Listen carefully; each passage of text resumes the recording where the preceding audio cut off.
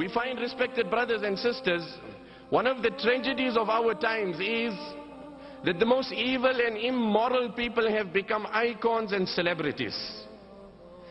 A person might have a certain skill in a sporting field, he becomes a sporting star, youth flock towards him, embrace his life, honor him, revere him, imitate him, emulate him.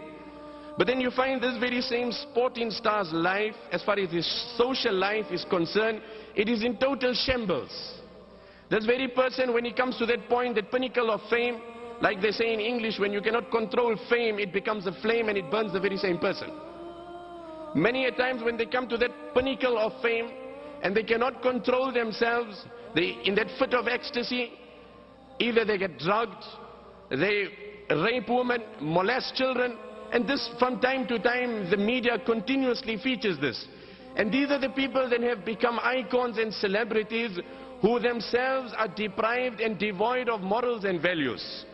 The only human whose life has been groomed to perfection, the only human whose life has been nurtured, molded to perfection, that it could reflect and manifest guidance for humanity in its entirety till the day of Qiyamah, is the life of Nabi Karim sallallahu alayhi wasallam. We find the galaxy of prophets in its entirety were all molded by Allah. However, the difference between the two is the respective prophets' lives were molded that it could reflect guidance for the people of the time. Hence, the life of Moses, peace be upon him, was molded by Allah that the Israelites could relate to his life. The life of Isa alayhi salam was molded and governed and shaped and groomed by Allah that the people and the disciples of Isa could relate to his life.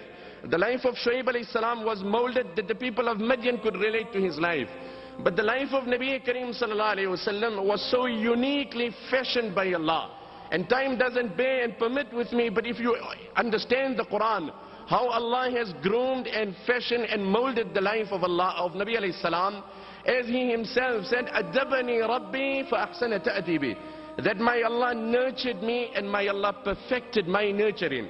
And like the poet said, "Shahid al-anamu bi fadlihi hatta al-ida, wal fadlu ma shahidat bihi al-a'da'u." Wal fadlu ma shahidat bihi al-a'da'u. That humanity in its entirety was compelled to acknowledge the beauty of Nabi alayhi salam to such an extent that even his enemies had to say, as much as we hate him, there isn't a more honest man than Muhammad. And then the poet goes on to say, which is the climax of the two couplets, وَالْفَضْلُ مَا شَهِدَتْ بِهِ الْأَعْدَاءُ. The beauty and the excellence of a man is what his enemy can admit and acknowledge, and not his friends.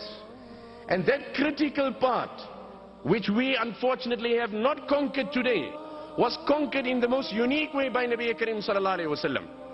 Then his very enemies who hated him the most, yet had the most trust in the life of Nabi Karim sallallahu alayhi wasallam.